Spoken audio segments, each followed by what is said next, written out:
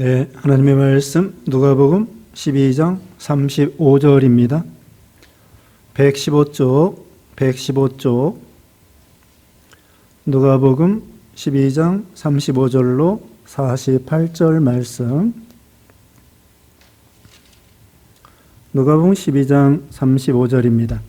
허리에 띠를 띠고 등불을 켜고 서 있어라. 너희는 마치 그 주인이 혼인집에서 돌아와 문을 두드리며 곧 열어주려고 기다리는 사람과 같이 되라. 주인이 와서 깨어있는 것을 보면 그 종들은 복이 있으리로다. 내가 진실로 너희에게 이르노니 주인이 띠를 띠고 그 종들을 자리에 앉히고 나와 수종들이라. 주인이 혹 2경이나 혹 3경에 이르러서도 종들이 그같이 하고 있는 것을 보면 그 종들은 복이 있으리로다. 너희도 아는 바니 집주인이 만일 도둑이 어느 때에 이를 줄 알았더라면 그 집을 뚫지 못하게 하였으리라. 그러므로 너희도 준비하고 있으라. 생각하지 않은 때에 인자가 오리라 하시니라. 베드로가 여짜오되 주께서 이 비유를 우리에게 하심이니까 모든 사람에게 하심이니까. 주께서 이르시되 지혜있고 진실한 청지기가 되어 주인에게 그 집 종들을 맡아 때를 따라 양식을 나눠줄 자가 누구냐. 주인이 이를 때에 그 종이 그렇게 하는 것을 보면 그 종은 복이 있으리로다. 내가 참으로 너희에게 이르노니 주인이 그 모든 소유를 그에게 맡기리라. 만일 그 종이 마음에 생각하기를 주인이 더디오리라 하여 남녀 종들을 때리며 먹고 마시고 취하게 되면 생각하지 않은 날 알지 못하는 시각에 그 종의 주인이 이르러 엄히 때리고 진실하지 아니한 자의 받는 벌에 처하리니 주인의 뜻을 알고도 준비하지 아니하고 그 뜻대로 행하지 아니한 종은 많이 맞을 것이요 알지 못하고 맞을 일을 행한 종은 적게 맞으리라. 무릇 많이 받은 자에게는 많이 요구할 것이요 많이 맡은 자에게는 많이 달라 할 것이니라. 아멘. 오늘 본문은 누가복음 12장 35절로 48절. 제목은 주님의 재림을 기다리라. 주님의 재림을 기다리라. 첫째, 주님의 재림을 기다릴 것. 주님의 재림을 기다릴 것. 35절로 48절입니다. 두 번째, 예수님께서 불을 땅에 던지러 오심. 예수님께서 불을 땅에 던지러 오심. 49절로 53절. 세 번째, 시대를 분별하고 죄를 회개할 것. 시대를 분별하고 죄를 회개할 것. 54절로 59절입니다. 네, 깨어 있으라. 주님의 재림을 기다려라. 그 말씀 여기 나와 있습니다. 35절에 허리에 띠를 띠고 등불을 켜고서 있으라. 예, 허리에 띠를 띠고 등불을 켜고서 있으라. 허리에 띠를 띠고, 이것은 자기를 단속하라는 것입니다. 그러니까 절제하고 방심부주의하지 말고 자기를 단속하여 이 허리에 띠를 띠라고 했습니다. 그래서 옷을 단정하게 입는 것처럼 우리의 행실에 있어서 단정하게 이렇게 자기를 잘 단속하라는 것이고요. 등불을 켜고서 있어라. 등불은 우리 영혼을 가리킵니다.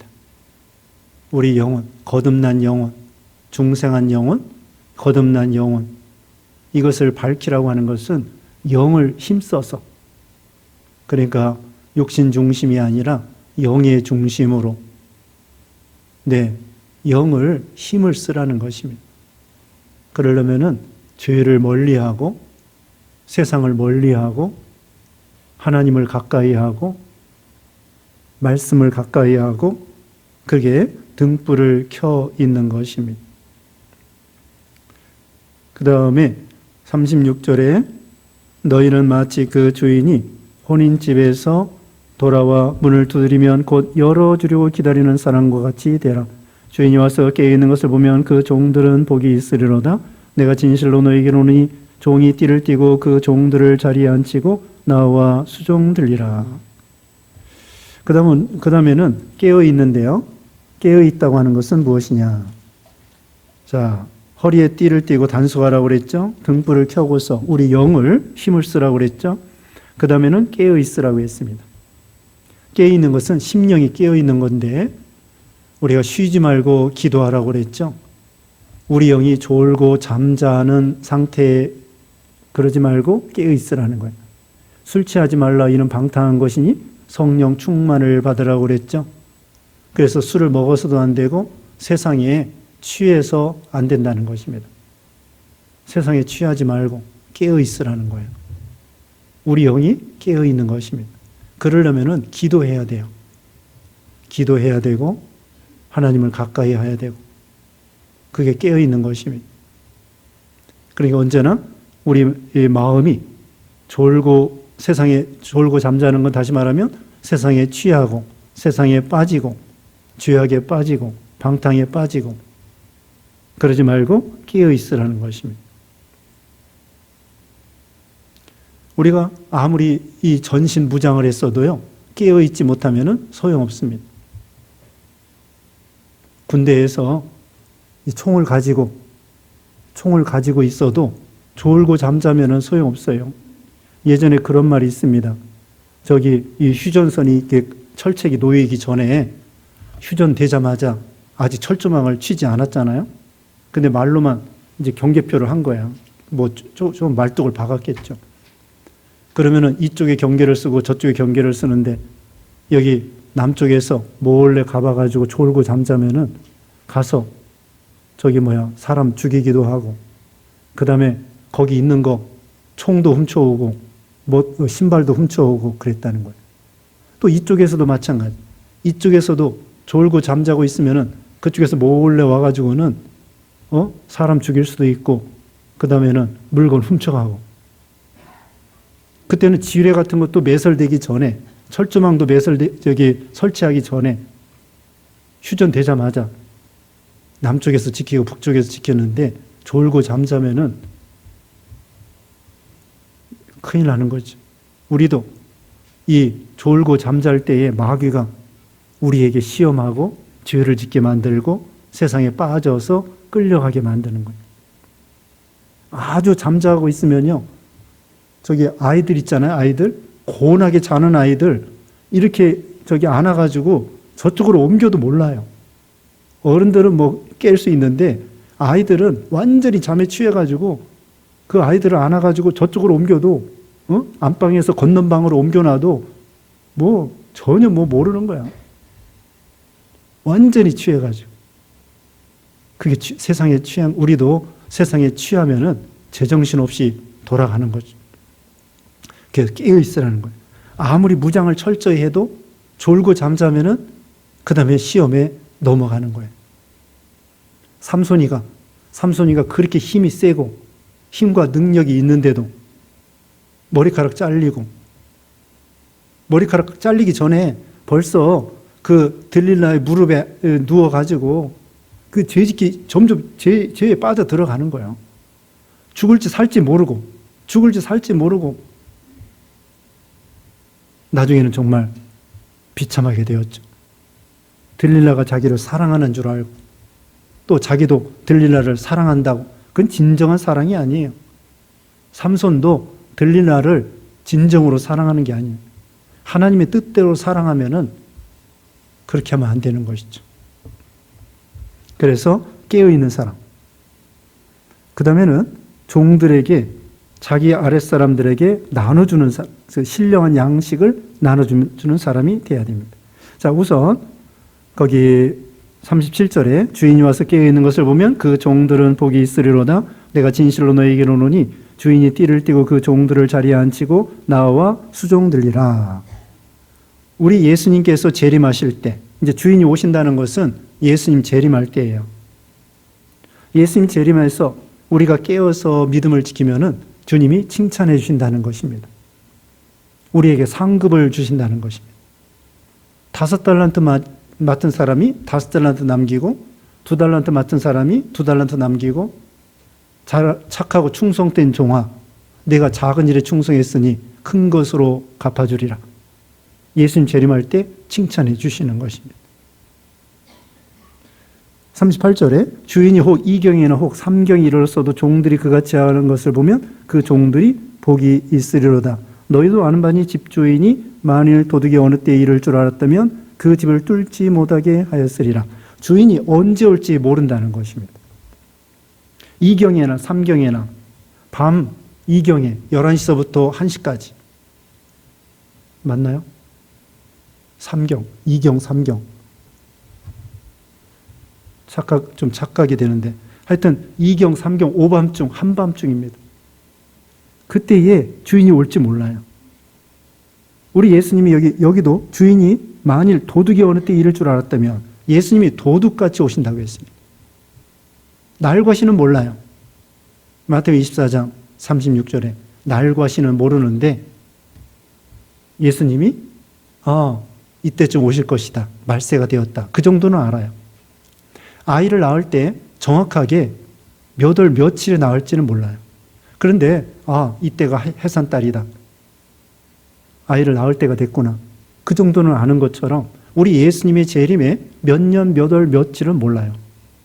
그런데 이제 여러 가지 징조를 통하여 예수님의 재림이 가깝구나. 또 예수님이 도둑같이 오신다고 했으니까 언제 올지 모르는 거예요. 그러니까 늘 깨어 있어야 됩니다. 옛날에 주인이 이제 청지기에 대해서 말씀드리는데요. 청지기에게 집안일을 다 맡겨놓고 주인이 사업차 멀리 가는 거예요. 멀리 가는데 약속은 한 달 정도 걸릴 것이다 하고서는 가요. 계산을 해가지고 내가 이번 여행은 한 달 정도 걸릴 거다. 그리고 가요. 그런데 일이 잘 되면은 빨리 와요. 일이 잘 안 되면은 늦게 와요. 옛날에는 편지도 제대로 못 합니다. 전화도 없습니다. 그러니까 주인이 정말 언제 올지 모르는 거예요. 한 달 약속하고 갔지만은 일이 잘 되면 빨리 오는 거고 일이 안 되면은 천천히 오는 거예요. 또 배 타고 가다가 배가 또 파선을 했다든지 어려움 당할 수도 있고요. 걸어가다가 강도를 만날 수도 있고요. 그런데 소식을 전할 수가 없는 거예요. 옛날에는. 그러니까 청지기에게 맡겨놓고 집안 모든 일을 네가 알아서 해라. 책임지고 해라. 돌아올 때 언제 올지 모르니까 어때요? 항상 준비하고 있어야 되죠. 요즘에는 신방 갈 때요. 다 전화하고 갑니다. 전화 안 하고 가면은 싫어해요. 요새는 아들네 집 갈 때에도 어떻게 해요? 며느리 허락 받고 가야 돼. 며느리 무서워서 함부로 못 갑니다. 요즘에 신방도 그냥 예전에는 전화도 없어요. 전화 있어도 무조건 쳐들어가도 아무 소리 안 해. 예전에는 그랬어요. 근데 지금은 전화해서 오라고 해야 갑니다. 요새는 코로나 때문에 더 신방도 못 하고 그러는데 어쨌든 그와 같이 예전에 불쑥 신방 가면은 평소에 깨끗하게 해놓으면 괜찮은데 지저분하고 그러면은 창피하죠. 창피해. 신방 받을 때 창피해요. 그와 같이 우리 예수님이 언제 올지 모르는데 신랑 되신 예수님이 언제 오셔도 괜찮을 정도로 늘 깨어있고 마태복음 25장에 있는 것처럼 등불과 기름을 준비하는 사람. 그 다음에 40절에 읽어주세요. 그러므로 너희도 준비하고 있으라. 생각하지 않은 때에 인자가 오리라 하시니라. 네, 준비하고 있으라. 생각지 않은 때에 인자가 오리라. 늘 준비해야 돼요. 월동 준비하는 것처럼. 월동 준비하는 것처럼. 예전에는 월동 준비할 때 연탄도 준비해야 되지, 김장도 준비해야지. 요즘에도 김장 하지만은 김치 아무 때나 사 먹을 수도 있잖아요. 어쨌든 또 비닐로도 창문에다 비닐로도 치워야지. 그게 월동 준비예요. 그것처럼 우리 인생에 있어서도 준비하는 거예요. 내세를 준비하고 하나님 앞에 갈 걸 준비하고 천국 갈 걸 준비하고 그 다음에 늙을 걸 준비하고 준비해야 돼요. 우리는 언제 어디서 어떻게 죽을지 모른다는 거예요. 샘물 거기 호스피스 유명한 분 있잖아요. 원주희 목사님. 그분은 늘 유언장을 품에 품고 다녀요. 그리고 매년 갱신을 해요. 언제 어디서 어떻게 죽을지 모른다는 거예요. 그래서 늘 그 죽음을 준비하고, 그래서 웰빙, 잘 사는 거, 웰빙. 그게 아니라 이제는 웰다잉, 잘 죽는 거, 웰다잉. 그렇게 말하고 있죠. 그래서 늘 준비하고 있어라. 그 다음에 41절, 42절 읽어주세요. 베드로가 여짜오되 주께서 이 비유를 우리에게 하심이니까 모든 사람에게 하심이니까 주께서 이르시되 지혜 있고 진실한 청지기가 되어 주인에게 그 집 종들을 맡아 때를 따라 양식을 나누어 줄 자가 누구냐. 주인이 이를 때에 그 종이 그렇게 하는 것을 보면 그 종은 복이 있으리로다. 네. 그 다음에 청지기가 되어, 지혜 있는 청지기, 진실한 청지기가 되어 그 종들, 주인 집에 있는 그 아래 종들을 맡아 때를 따라 양식을 나눠주어라. 청지기는 총무예요, 총무. 그 여러 종들이 있는데 거기서 우두머리 종, 청지기입니다. 종들을 관리해서 일도 시키고 이렇게 먹을 것도 주고 또 모든 걸 이렇게 관리하는 총무가 된 것입니다. 요셉이가 보디발의 집에 처음에 종이로 갔지만은 나중에는 총무가 되었죠. 청지기. 그래서 주인이 그 청지기에게 맡기는 거예요. 우두머리 종에게. 그리고는 내가 없는 동안에 일처리를 잘 하거라. 그래가지고는 멀리 주인이 갔다가 올 때에 여기 보면은 이제 종이 해야 될 일이 무엇이냐. 아랫사람, 아랫종들에게 양식을 부지런히 나눠주라는 것입니다. 이건 뭐냐면은 우리가 저기 아랫사람들에게 하나님의 말씀을 부지런히 전도하고 가르치고 우리 주일학교 학생들 양육하고 또 우리 아들, 딸들, 손자, 손녀들 말씀 전해주고 그런 걸 가르치는 거예요.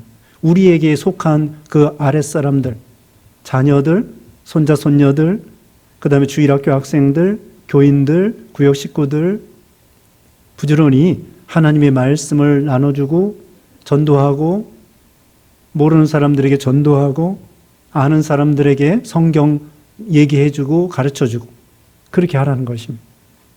굶주리지 않도록. 굶주리지 않도록. 그래서 부지런히 나눠줘라. 그런데 그렇게 하면 복이 있다고 그랬고요. 44절에 내가 참으로 너에게 이르노니 주인이 그 모든 소유를 그에게 맡기리라. 다 맡겨준다는 거예요. 그 사람이 충성되기 때문에. 그 다음에 45절 읽어주세요.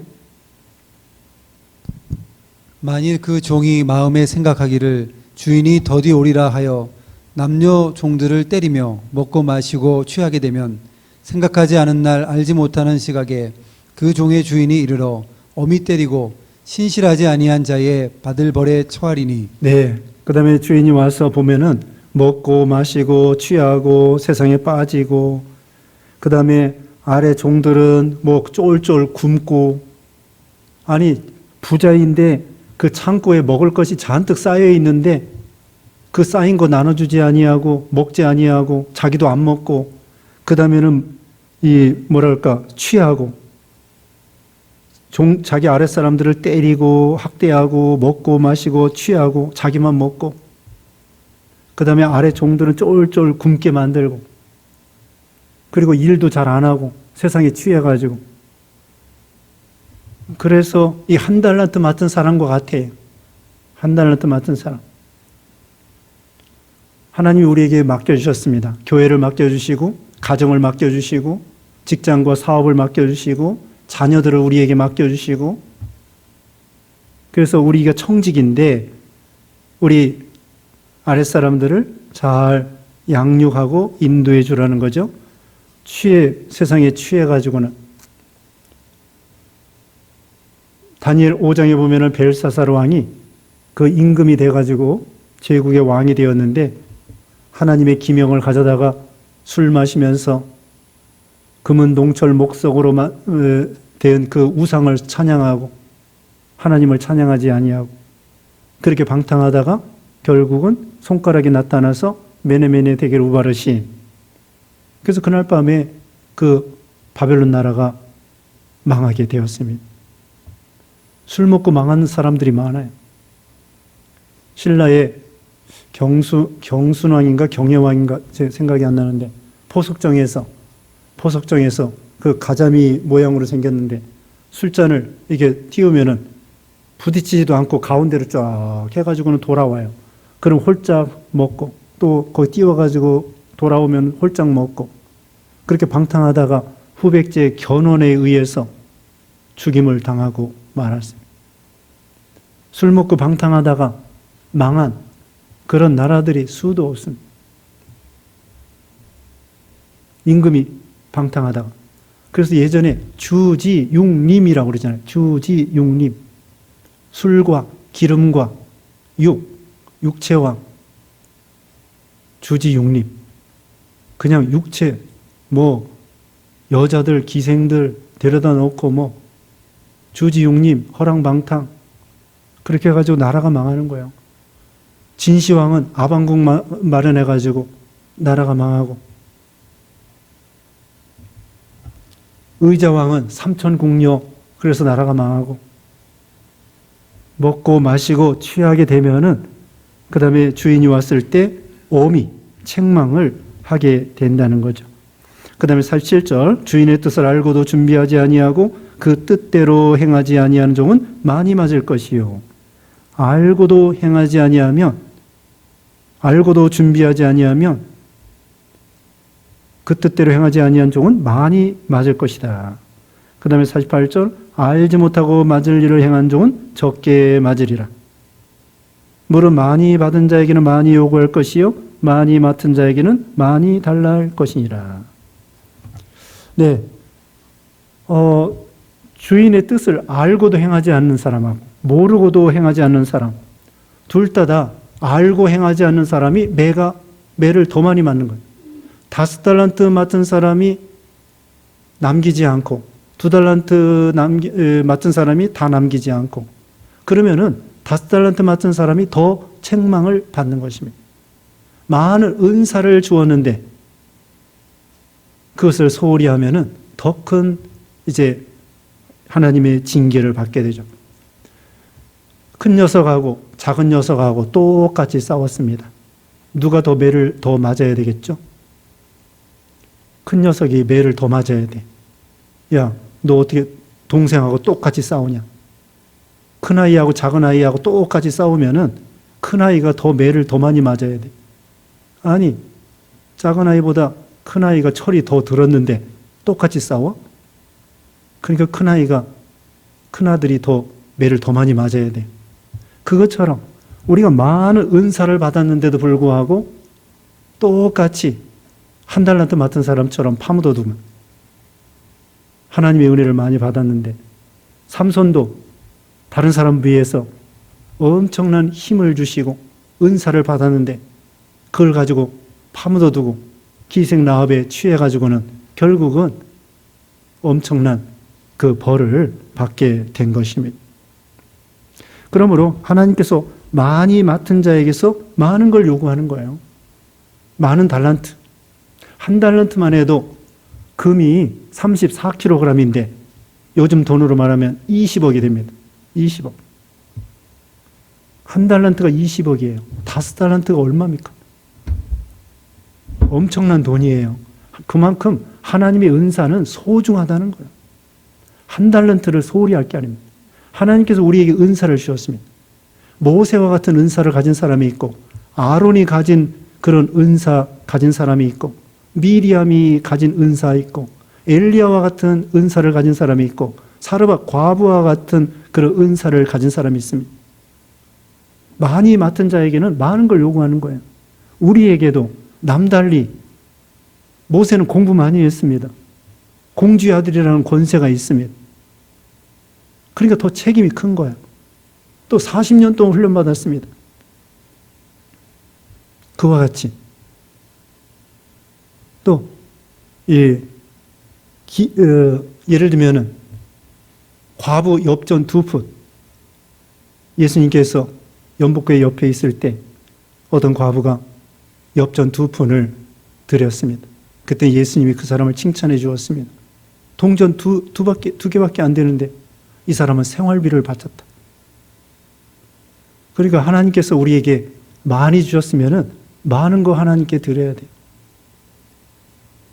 부자들은 거기에 맞게, 실력에 맞게, 가난한 사람은 가난한 사람에 맞게. 또 우리가 봉사하는 것도 그래요. 봉사하는 것도 성경 많이 배웠습니다. 성경 많이 배웠으니까 우리가 주일학교 학생들 부지런히 가르쳐야 돼요. 또 목소리, 피아노 뭐 이렇게 잘하면은 또 반주하고 연주하고 그 다음에는 찬양하고 하나님이 주신 은사가 있잖아요. 어떤 사람은 또 글 잘 쓰는 사람이 있어요. 글 잘 쓰는 사람. 그러면 글로 또 이 믿는 사람들을 이게 잘 깨우치고 좋은 영향력을 끼치는 거예요. 어떤 사람 시인이 있어요. 나태주 시인. 나태주 시인 그 사람 예수 믿는다는데 시인으로서 박목원이나 이런 사람들도요 믿는 사람이에요.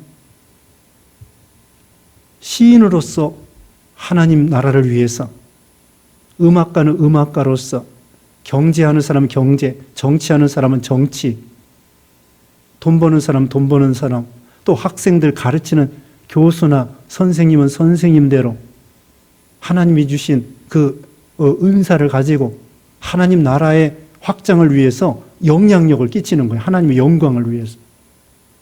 다니엘이 정치가 있잖아요.